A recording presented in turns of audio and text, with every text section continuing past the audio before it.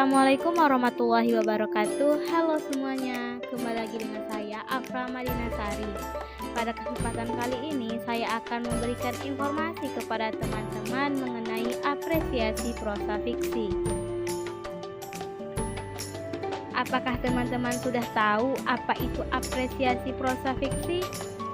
Apresiasi prosa fiksi adalah proses menghargai dan memahami karya sastra berbentuk prosa yang bersifat imajinatif atau hayalan.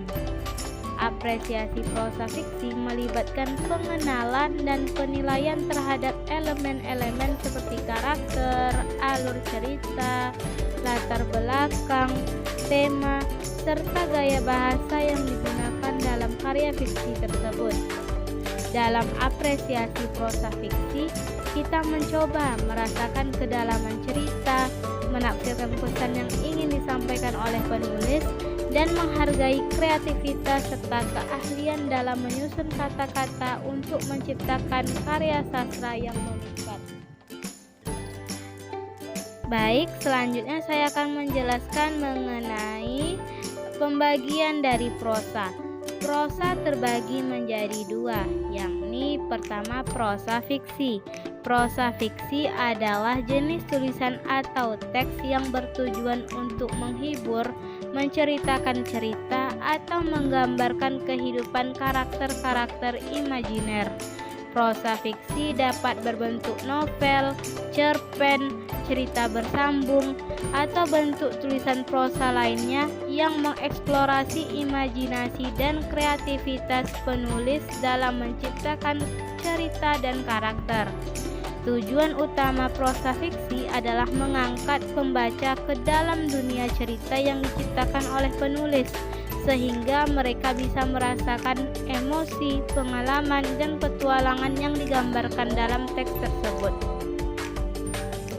Yang kedua yaitu prosa non-fiksi.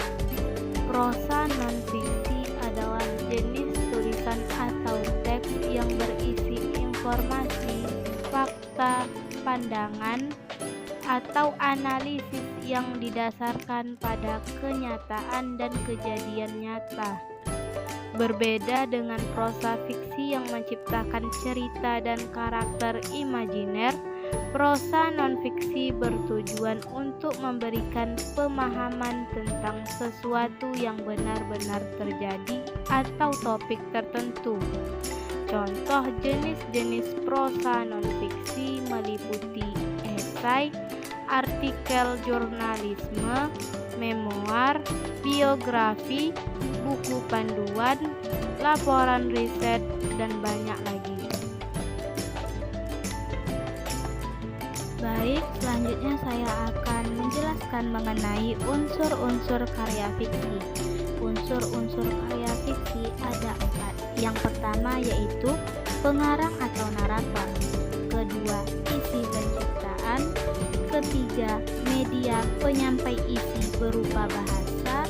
Dan yang terakhir yaitu elemen-elemen fiksional atau unsur-unsur intrinsik yang membangun karya fiksi itu sendiri sehingga menjadi suatu wacana.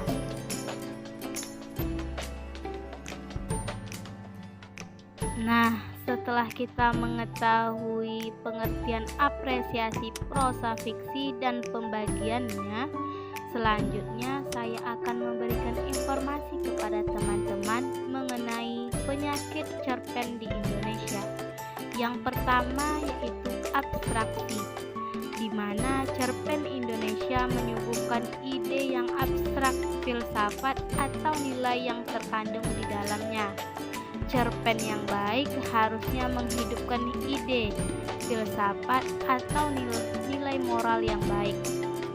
Yang kedua yaitu kecenderungan ingin terlalu banyak merangkum cerita, ide, hal, dan peristiwa dalam cerpen. Yang ketiga, kurangnya disiplin menulis, kurang memperhitungkan dengan cermat cara penyampaian.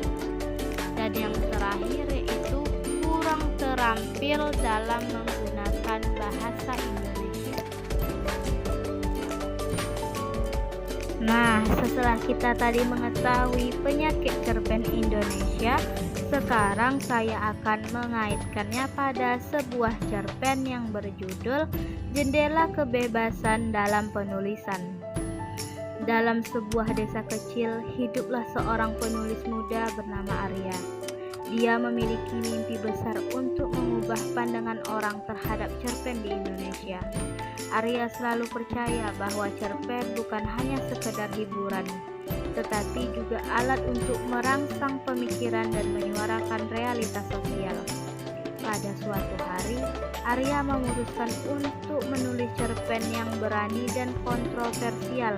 Dia mengambil inspirasi dari kritik dalam puisi Penyakit Cerpen Indonesia karya Sutarji Kolzum Bahri. Cerpen Arya berfokus pada perjuangan seorang tokoh perempuan yang menentang norma sosial yang membatasi kebebasan perempuan. Nah, cerpen ini mencerminkan pesan yang diusung oleh puisi Penyakit Cerpen Indonesia oleh Sutarji Kolzum Bahri.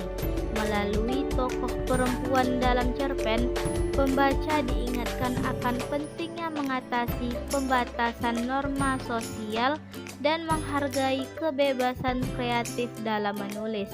Cerpen ini juga menunjukkan bahwa menulis memiliki tanggung jawab untuk menyuarakan realitas masyarakat dan menginspirasi perubahan positif melalui karya sastra.